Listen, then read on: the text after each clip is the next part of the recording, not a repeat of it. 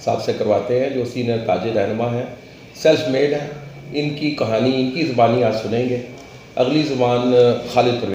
Thank you जी। अस्सलाम वालेकुम sir, क्या हाल है? ठीक ठाक? अल्लाह का बड़ा करम। सर, कैसे ये ज़िंदगी का सफ़र आपने आगाज़ किया, प्रैक्टिकल लाइफ का, ख़ास तौर पे सेल्फ मेड है, गुर्बत और कमोपरसी के दिन भी देखे आपने, और फिर एक खालिद परवेज़, एक नया खालिद परवेज़ बाद में जन्म लिया जिसने मेहनत बड़ी की, उस बारे में कुछ हम आपसे पूछना चाहें। बिस्मिल्लाहिर्रहमानिर्रहीम।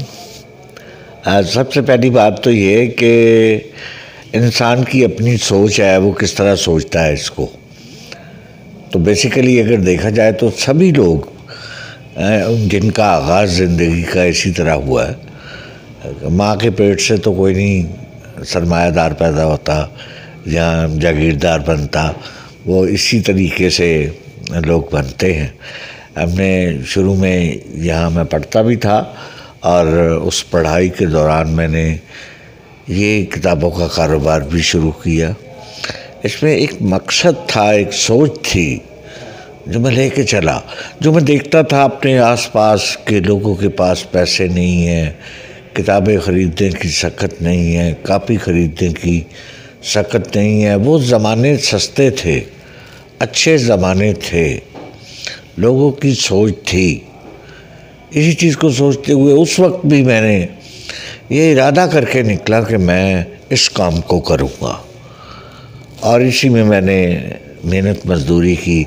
आज जिस मार्केट का सदर हूँ या जिन ताजरों का सदर हूँ, कल तक मैं यहाँ मेहनत मजदूरी करता था, और अल्लाह ताला के करम के साथ, लोगों के ताउन के साथ, ये मेरे असातिज़ा की बड़ी मेहनत थी, इसमें तालिब इल्मों की बड़ी मेहनत थी, बड़ा इनकी सपोर्ट हासिल थी मुझे, जिसकी वजह से मैंने अपने कारोबार को जारी रखा। और उस वक्त भी ये बात थी जब कुछ नहीं था पास, कि जिसके पास पैसे हैं। ये किस साल की बात है जब ये कि किस इलाके से आपका ताल्लुक है? 65 के बाद की बात है। 65 की जंग लगी थी, तो मैं छोटी सी उम्र में था और मैं साथ साथ पढ़ता था। मैं अफोर्ड नहीं कर पा रहा था, तो फिर साथ मैंने ये काम शुरू किया और मेहनत की, और यहाँ ही एक 3 फुट की दुकान से इसका आगाज़ किया, और अल्लाह ताला के फजल से एक नाम पूरे पाकिस्तान में, एजुकेशन की दुनिया में खालिद परवेज़ का नाम कोई नया नाम नहीं है। वो तमाम ऑफिसर, तमाम इज़्ज़त की निगाह से कदर थी, आज भी है कि लोग करते हैं कदर। कदरदान तो है, कदर करता है, चाहे कहीं भी चले जाएं आप। आज जो रिस्पेक्ट मुझे मिलती है मुख्तलिफ़ महकमों में, वो मैं समझता हूँ कि शायद किसी MNA को ना मिलती हो, किसी MPA को ना मिलती हो। तो कभी कोई काम जायज़ मेरा रुका नहीं। इतनी ऑनर दी मुझे लोगों ने, ऑफिसरों ने, कि जिसके पास गया हूँ कहा जी खालिद साहब का काम पहले करें, कभी भी जायज़ काम के लिए। और इसमें बड़ी एक मैं समझता हूँ कि मेरे लिए बड़े एजाज़ की बात है कि जहाँ भी गया हूँ और ऑफिसर उठ के खड़े हुए हैं और मेरा उन्होंने इस्तकबाल किया है। जो प्रोटोकॉल मुझे दिया है, शायद किसी को मिलता हो, तो मेरे लिए ये बड़ा एक एजाज़ की बात है। फिर अपने काम को भी जारी रखा, लेकिन उस वक्त भी ये था कि जिसके पास पैसे थे उसको भी किताबें मुहैया करता था, और जिसके पास नहीं थे उसको भी देता था मैं। और आज उसी की वजह से कि मैं यहाँ बैठा हूँ, जहाँ ये मेरे वर्कर देख रहे हैं आप सारे जितने बैठे हैं, ये कल मैं इनकी जगह पर था।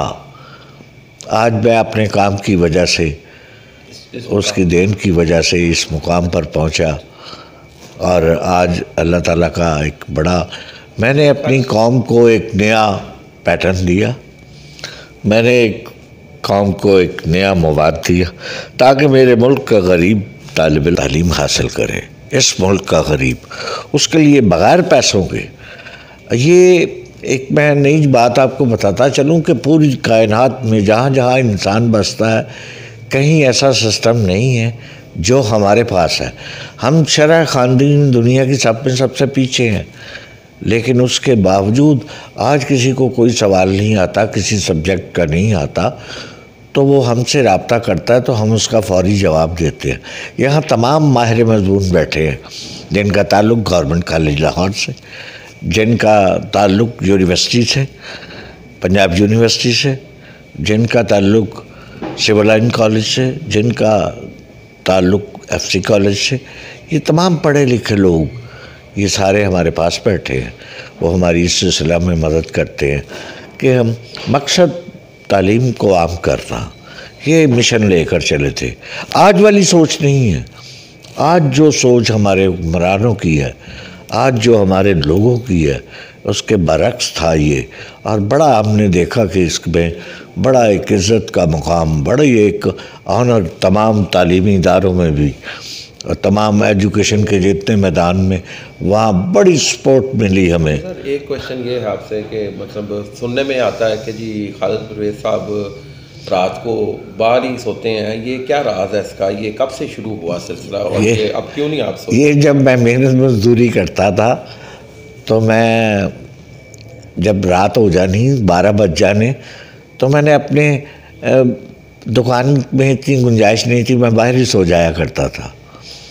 वो इस चीज़ की परवाह नहीं की, मेहनत लगन। अभी तक ये सिलसिला जारी है? अभी भी देखिए, बात पैसों की नहीं होती, अपने ज़हन की, अपने माइंड की। जिस तरह मैं अपने आप को सुकून महसूस करता हूँ, आज तकरीबन 70 साल की उम्र तक पहुँच रहा हूँ, तो इसकी पीछे भी कुछ है कि आज भी मैं रात 2 बजे तक 3 बजे मुख्तलिफ़ शहरों के लोग आते हैं, मिलते रहते हैं। यहाँ से अगर 3 बजे निकलूँगा तो 4 बजे जाऊँगा, 1 घंटा 2 घंटे आराम किया, फिर उसके बाद मैं सैर के लिए निकल जाता हूँ। तो फिर वहाँ जाकर मेरा रेस्ट होता है। सुबह 7 बजे से लेकर 10 बजे तक मैं ज़मीन, अल्लाह ताला की ज़मीन के ऊपर ही सोता हूँ मैं, तो वही मेरी नींद होती है। वहाँ मैं अपने आप को सुकून महसूस करता हूँ।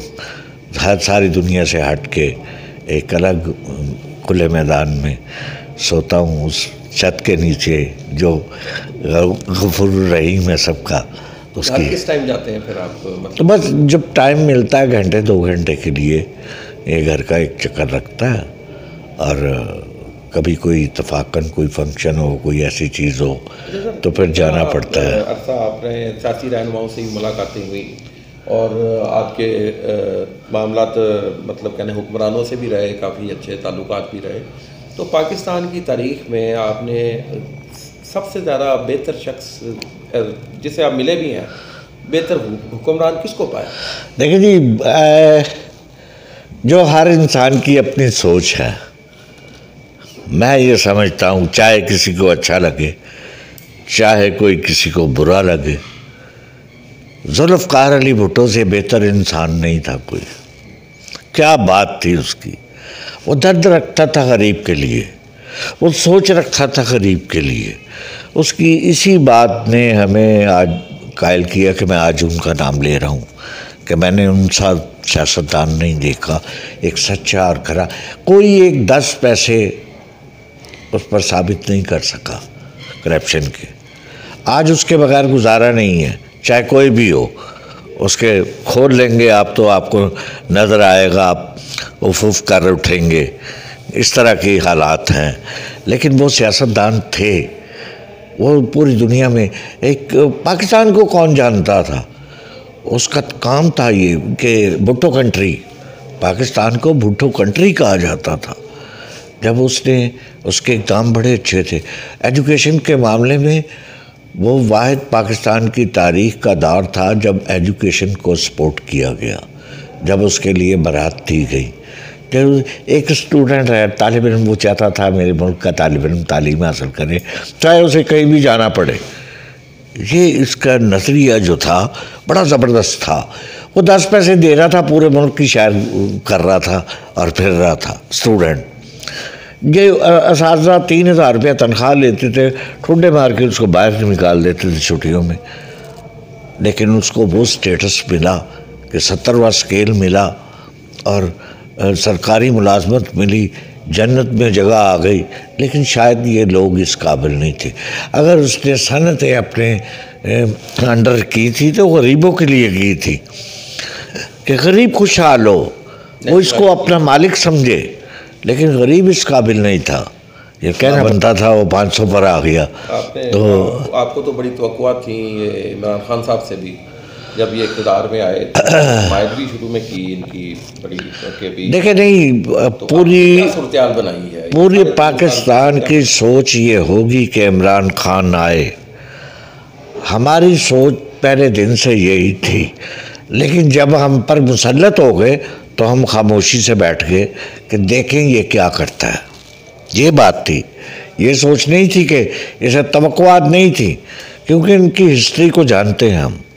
ना तो ये सियासतदान है, ना इनको सियासत का कुछ पता है, ना इनको सियासी शऊर है। फिर इनके साथ जो टोला शामिल हुआ, वो टोला वो दुत्कारा हुआ टोला, जैसे आप कह सकते हैं कि जो पीपल्स पार्टी ने कबूल नहीं किया जिनको, वो पीटीआई में चले गए। नून लीग ने जिनको कबूल नहीं किया, वो पीटीआई में चले गए। जमात इस्लामी ने जिनको कबूल नहीं किया, वो पीटीआई में चले गए। इन कंधों पर चढ़ के आए हैं, ये कंधे महफूज नहीं हैं, ये आजमाए हुए कंधे हैं सारे। इनकी वजह से आज मुल्क की ये हालत बन गई है कि भाई यार मददगार है पाकिस्तान। आज यहाँ लगता ही नहीं है कि किसी की एक ऐसा बहरान जिससे गरीब से उसका हक छीन लिया गया, रोटी छीन ली गई, कपड़ा छीन लिया गया। मुझे समझ से बाहर है कि जो 50,000 रुपये भी तनख्वाह ले रहा है, वो अपने बच्चे को तालीम नहीं दिलवा सकता, वो किराए के मकान पर नहीं रह सकता, वो कैसे ज़िंदगी गुजार रहे हैं लोग। ये लम्हा फ़िक्रिया पूरी कौम के लिए, ये पाकिस्तान के उन बाशऊर लोगों के लिए, जो तालीम याफ्ता लोगों के लिए, ये जो हमारे बड़े बड़े ओहदों पर फाइज बैठे हैं एजेंसियों के लिए, ये लम्हा फ़िक्रिया है कि हम किस डगर पर चल रहे हैं इस तबाही में, इस बर्बादी में। ये देखें, चंद लोगों को फ़ायदा होगा, लेकिन यहाँ तो पूरी सबसे अहम मैं समझता हूँ कि हमारी जो किताब की ट्रेड है, एजुकेशन की ट्रेड है, ये टेक्सटाइल के बाद दूसरी बड़ी सनत है। ये तबाह बर्बाद हो गई, इसका कुछ नहीं रहा। आज जो कापी 10 रुपये की थी, आज वो 100 रुपये की कापी है। तो ये अंधेर नगरी, कोई पूछने वाला नहीं, कोई देखने वाला नहीं है। ताजर रहनुमा भी, ताजर भी बड़े नाला रहे हैं इस हुकूमत से ख़ास तौर पे। तो क्या पॉलिसीज़ थी जिससे बड़ी ताजरों की भी मुश्किलात में इजाफा हुआ? इसमें सबसे बड़ी पॉलिसी ये थी कि पॉलिसी कोई नहीं थी, उनके लिए कोई मिशन नहीं था। सबसे बड़ी ये थी कि इनकी पॉलिसी कोई नहीं थी, क्योंकि सब ना तजर्बाकार लोग बैठे हैं। अगर आप कहेंगे मुराद राज, तो मुराद राज क्या समझते हैं आप एजुकेशन के मामले में? एजुकेशन का खाना ख़राब कर दिया। ये एक वाहिद महकमा बचा हुआ था जो रिश्वत से पाक था, और इसको इतना गंदा कर दिया है कि आज यहाँ पैसों के अलावा कोई बात नहीं होती। फिर एक नारा लगाया कौम के पैसे के साथ। वैसे तो करप्शन कर रहे हैं, लेकिन करप्शन थी पहले भी, लेकिन अब करप्शन भी है और बदमाशी भी है। ये इजाफा हुआ है, इस लफ्ज़ का साथ इजाफा हुआ है। ख़ास तौर पे मैं ख़ास तौर पे ये बताऊंगा कि मतलब एक नारा लगाया वज़ीर आज़म पाकिस्तान ने, पता नहीं क्या सोचती क्या नहीं थी, बग़ैर मशावरत के यकसा तालीमी निज़ाम। तो बड़ी अच्छी बात है, हम लोग खुश थे कि गरीब भी वो पढ़ेगा, अमीर भी। तो मैं आपके प्रोग्राम की वजाहत से ये कह रहा हूँ कि मैं आपको दावत देता हूँ, चले मेरे साथ किसी एक जगह पर यकसा तालीमी निज़ाम। ये एक फ्रॉड किया गया कौम के साथ, इसमें करोड़ों रुपया खर्च किया गया लोगों का एडवर्टाइजमेंट पर, उसकी प्रचार पर, लेकिन उसका हासिल कुछ नहीं हुआ। आज भी कुछ नहीं है उसमें। और यकसा तालीमी निज़ाम का नारा लगा दिया। फिर ऊपर से जो प्राइवेट सनत को लेकर साथ चलता है, ये इल्म दानिश का बाज़ार है जहाँ मैं बैठा हूँ, जिसे उर्दू बाज़ार कहा जाता है। मैं इसके प्रेसिडेंट की हैसियत से ये बात ज़िम्मेदारी से कह रहा हूँ। ये तबाह कर दिया उन्होंने। अब ये 70% है और 30% सरकारी स्कूलों में है। शहरी आबादी का और देहाती आबादी में मिला लें तो 70% प्राइवेट सेक्टर है। ये इतनी बड़ी सनत को तबाह किया इन्होंने। फिर एक शोशा छोड़ा गया कि NOC परमिशन ली जाए हमसे छापने से पहले, इसका मतलब रिश्वत दी जाए। आप कारोबार कर रहे हो तो रिश्वत दो। ये रिश्वत का वो बाज़ार गर्म किया जो पाकिस्तान की तारीख़ में, शायद पुलिस तो बदनाम है, पुलिस के महकमे बदनाम है, लेकिन इतनी रिश्वत नहीं है जितनी एजुकेशन में है। कहीं भी चले जाएं, आप खैबर पख्तून में चले जाएं, आप पंजाब में चले जाएं, कहीं भी अगर आप NOC दे रहे हैं, एक बच्चे की खिदमत कर रहे हैं, आगे चल रहे हैं, अच्छी किताब दे रहे हैं बनाकर, आपको सनत की ज़रूरत है उनकी। फिर ये कहते हैं कि जी इसमें इसलिए ये किया गया कि जी इसमें मुल्क की मफाद। हाँ, हम ये बात कहते हैं एक स्टाम्प शाया किए जाए, साथ किताब में लगा हो, जो हर आदमी की तरफ से, कि मेरी किताब में अफवाज पाकिस्तान के ख़िलाफ़ कोई बात नहीं है, रियासत के ख़िलाफ़ कोई बात नहीं है, हमारे मज़हब के ख़िलाफ़ कोई बात नहीं है। अगर इसमें कोई गलती पाएगी तो मैं उसका गारंटर हूँ। इतना ही काफ़ी था कि आप फ़ीस मुकर्रर कर दें और एक चोर बाज़ारी का रास्ता तलाश कर लें। ये बहुत बड़ा छाया हुआ है इस मुल्क के साथ, और आज कोई पूछने वाला नहीं। जो कागज़ 80 रुपये kg था, आज उसका रेट 150 रुपये kg है, और जिसमें मज़ीद इजाफा हो रहा है, मज़ीद इजाफा हो रहा है, और इसमें सरकार का हिस्सा है। अब मुझे नहीं पता कि वो इमरान खान साहब को भी पहुँचा रहे हैं कि नहीं पहुँचा रहे, लेकिन कहा यही जा रहा है कि ये सब हिस्से उधर भी जाते हैं। ये ऐसे नहीं बढ़ा। देखिए महंगाई हुई है, लेकिन कुछ लोगों ने इतना तूफ़ान मचा दिया है इसकी आड़ में जिसकी कोई इंतहा नहीं मिलती। ये कहना था कि शोबा तो ये तालीम हो गया जिसके बारे में आप बता रहे हैं कि जी इसकी सूरत बड़ी इस टाइम गंभीर हो चुकी है। इसके अलावा दीगर शोबों में भी कोई आपको नया पाकिस्तान की झलक नज़र आ रही है? देखिए मेरी बात सुने, मैं पूरे पाकिस्तान की ट्रेड से ताल्लुक़ रखता हूँ, पूरे पाकिस्तान का ताजर मेरे शाना बिशाना चलता है। मैं आपको किस शोबे की बात बताऊँ कि जहाँ इतना लूट मार मची हुई है और चंद लोगों ने मचाई है उनको। अभी हाल ही में देख लें आप, एमनेस्टी स्कीम में ऐलान कर दिया गया। किसके लिए किया गया? सरमायादारों के लिए। उसको गरीब आदमी को फ़ायदा पहुंचेगा, उसका खून निचोड़ा जाएगा। उन लोगों को जिनको पकड़ना था उनको उन्होंने मराद दे दी कि आप काला चिट्टा करवा लें, आप वाइट करवा लें। आप ये दे दे, यही चीज़ है कि पाकिस्तान को आगे नहीं जाने देती। इन्होंने तबाह कर दिया सारा कुछ, बग़ैर मुशावरत के हर काम को किया। और आज मुझे ये बताएं कि पाकिस्तान में जो बाहर रेडी लगा कर बैठा है वो भी टैक्स अदा कर रहा है। पूरी दुनिया में ऐसा नहीं है। पाकिस्तान का एक माचिस खरीद रहा है उस पर टैक्स अदा कर रहा है। एक गरीब आदमी दूध का डब्बा ले रहा है उस पर टैक्स अदा कर रहा है। वो एक कापी ले रहा है, एक कुरान पाक ले रहा है उस पर टैक्स। वो कहते हैं टैक्स देती नहीं कौम। ये कहाँ से आ रहा है, कहाँ से चल रहा है? ये मेरे ताजरों को बदनामी का एक विरसा मिला हुआ है कि जो आता है उसको बदनाम करता है। मेरा ताजर ऐसा नहीं है। आप मरा तो दे, आप आसानियाँ पैदा करें। मैं ये दावा करता हूँ कि इतना पैसा कि इनकी संभाला ना जाए, इनको भीख मांगने की ज़रूरत नहीं है। जिस तरह कहते हैं हम उस तरह कर रहे हैं। आप टैक्स के निज़ाम को आप लगाए, खुद ब खुद लोग सुबह उठ के बैंकों में पैसे जमा कराएंगे। ये बीच वाली दीवारें ख़त्म कर दें, डायरेक्ट आ जाएं आप कि भाई सब इस तरह जमा कराए। हर गरीब आदमी भी पैसा जमा कराएगा। जो 10 रुपये कमा रहा है वो 2 रुपये जाके जमा कराएगा, तो इससे मुल्क खुशहाल होगा। लेकिन यहाँ किसी की सोच नहीं है। सोचे तो अपनी जेबें भरने की है, जो इंतहाई अफसोसनाक बात है कि आज किसी की सोच नहीं है इस तरफ। और आज देख लें आप कि असम्बलियों में क्या हो रहा है, सियासतदानों में क्या हो रहा है, सियासी पार्टियों में क्या हो रहा है। हुक्म बनाने की बात कर रहे हैं आप, बाकी सबको छोड़ दें आप। वो आपस में क्या कर रहे हैं? कौम को बेवकूफ़ बनाया हुआ है आपने। एक बड़ी, मैं कहता हूँ कि अफसोसनाक बात है। ये मेरे वतन के लिए इस्लामी जमहूरिया पाकिस्तान बड़ी कुर्बानियों के बाद हासिल किया गया था। इसके लिए ये बड़ी ख़तरनाक चीज़ पर सूरत हाल पर आ रहा है।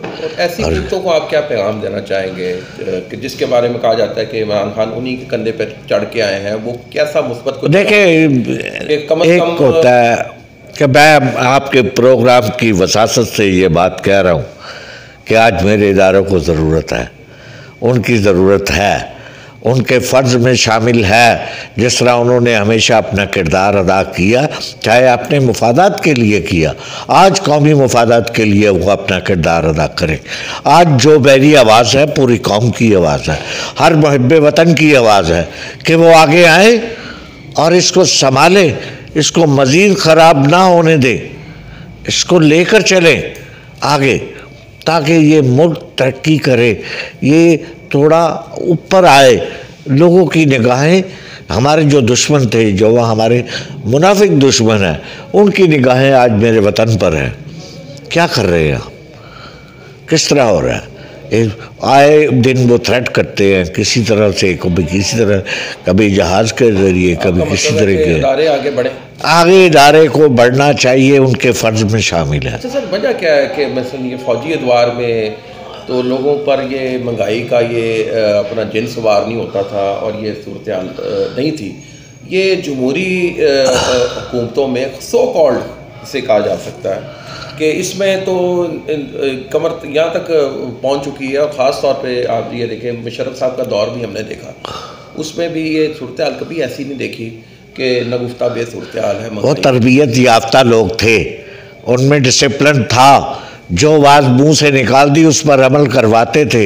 इनमें से किसने करवाना है अमल? इसीलिए ये जमहूरियत नहीं है, ये बदतरीन जमहूरियत भी नहीं है। वो कहते हैं ना, बदतरीन आमरीत से बेहतर है बदतरीन जमहूरियत। ये जमहूरियत नहीं है। जमहूरियत तो हक देती है, जमहूरियत का तो नाम ही है कि हकदार को उसका हक मिले। आए मेरे साथ चलें, कितना गरीब भूखा मर रहा है, ये जमहूरियत है। कितने लोगों का हक मार जा रहा है, ये जमहूरियत है। कैसी बदमाशी की जा रही है, ये जमहूरियत है। ये पाकिस्तान के लिए ये सब का वतन है। इन लोगों ने पता नहीं रहना कि नहीं रहना, जो यहाँ रह रहे हैं इनका जीना मरना यहाँ पर है। इन्होंने इसी वतन में रहना है, ये वारिस हैं इसके, जैसे इस्लामी जमहूरिया पाकिस्तान इनका है ये। और इस प्रोग्राम की वसादत से आप पूरे पाकिस्तान की कौम को, गरीबों को और ख़ास तौर पे हुक्मरानों को क्या पैगाम आप देना चाहेंगे? देखिए, भैंस के आगे बीन बजाने से तो मैं नहीं समझता कि कोई फ़ायदा होगा। हुक्मरानों की आँख, उनके कान यहाँ नहीं खुलते, उनके अपने मफादात पर खुलते हैं। ये मेरे मुल्क का जो गरीब है, आज मेरे मुल्क में मुहिब वतन है तो ये मुल्क चल रहा है, अच्छे लोग हैं तो ये मुल्क चल रहा है। उन लोगों को चाहिए कि एक होकर वो अपनी आवाज़ को बुलंद करें, हकदारों को उनका हक दिलवाएं। याद रखें, आप अपना हक तभी ले सकते हैं जब हकदारों को उसका हक देंगे। तो देने की आपको सलाहियत नहीं है, आप सोच नहीं सकते, तो आप ले भी नहीं सकते फिर हक। फिर आपके साथ ये जुल्म ज़्यादती होती रहेगी।